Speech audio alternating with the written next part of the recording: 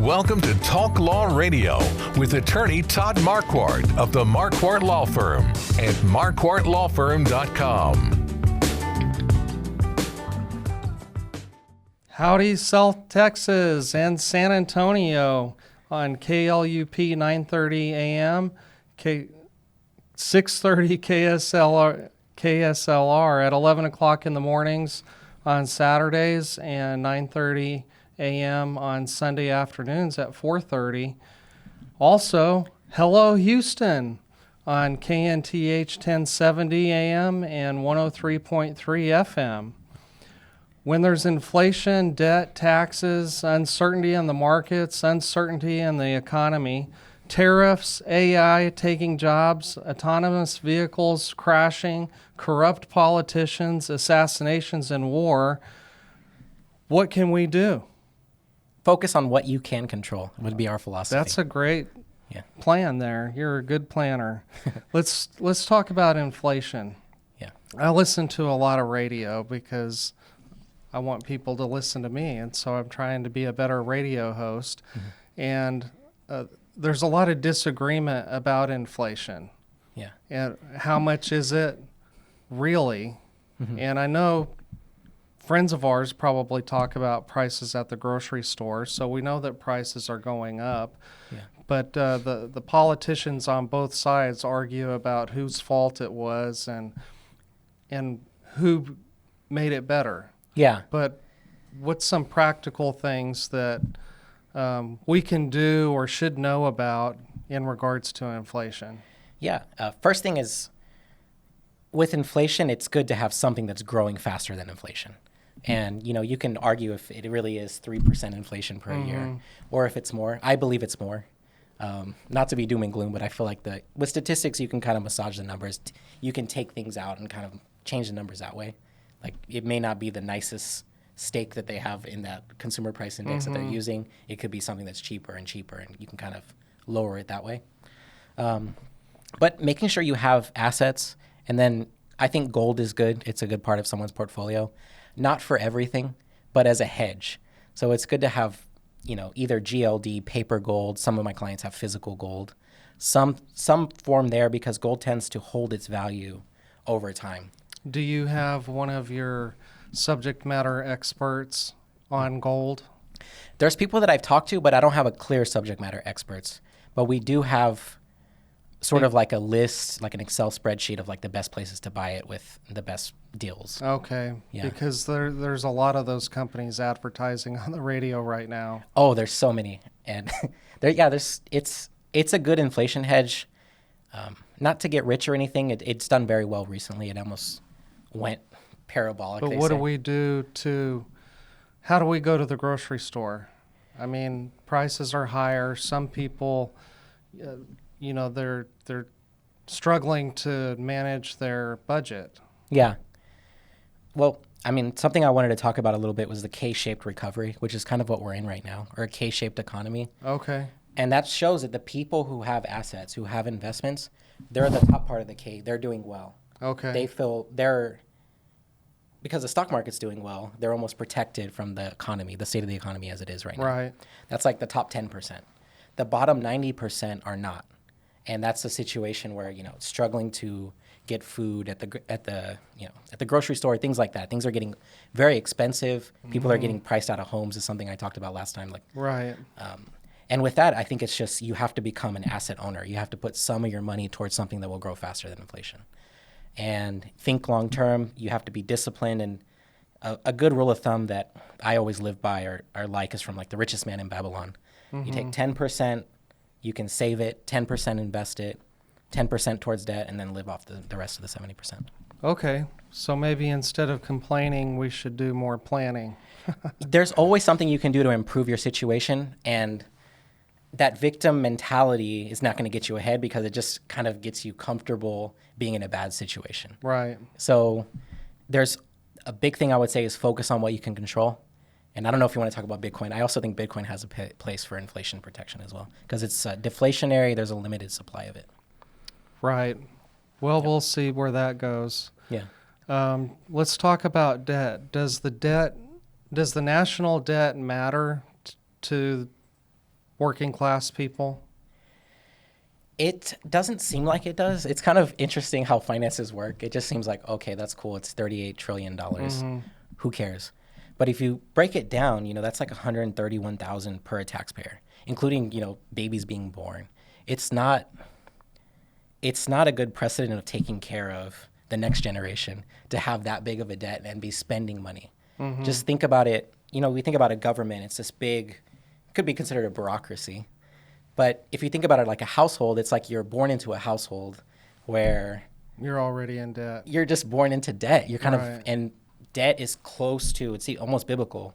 It's very close to this idea of like servitude. You're like you're kind of being pushed down. You have to fight against, not to be a victim, but it is a situation of, I don't think it's the ideal situation. And it does impact people. It impacts how much they get paid. It impacts the economy they have. So it's, these numbers, they kind of seem unemotional, but they impact people's lives. Yeah. And you remember what happened to Greece a few years ago?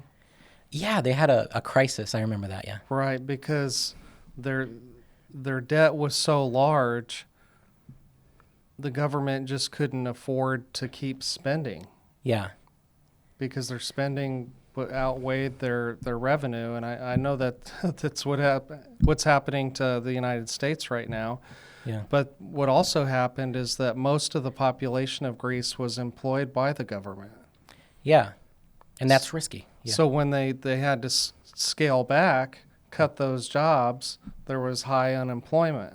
Yeah, and we can see it play out in different cultures over time, even past empires over time. But at some point, it becomes a thing where, like, if you have a really large debt, it starts hurting your credit rating. It starts impacting other things. It can't last forever.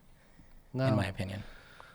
So the government should really do something about that without raising taxes. That's kind of why nothing ever changes, because it's always a short-term mindset, and no one wants to raise taxes. But I think because if they raise taxes, then they're just going to want to spend more. So they should really just cut the spending. The incentive of the government is to spend the most money possible. That's how you get. That's like like a business wants to make a profit, the government wants to spend as much money for their constituents as possible. So they can get reelected. So it almost goes to incentives. We talk about sometimes corruption, but it goes to like the incentives are kind of set up that way to favor going into debt. Just like in a personal household, there are incentives to get into credit card debt because you see something you want to buy and you can just have it really easily. Yeah. Right, they advertise for that. So maybe if we only voted for those politicians that spent the least amount of our money. Yep. So these things could be fixed. You would just have to change the incentive structure. Right. Where you would get incentivized to be a disciplined budgeter with money that really isn't yours. Like people act like tax money is free.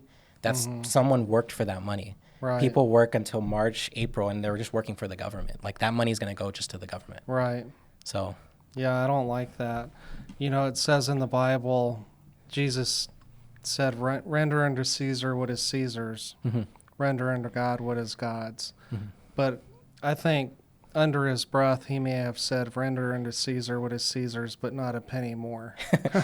Why would you want to pay more? They're not the best stewards of the money, in my opinion. Right. Well, plus, if you save that money, you can put it to work in a savings account or in an investment or something else. Yeah, there's even, people have been talking about Social Security and how that wasn't even good stewardship because it's, people say it's going to run out of money in 2030, 2035, unless they get together and do the thing no one wants to do, which is raise taxes or kind of make the benefits worse. And right.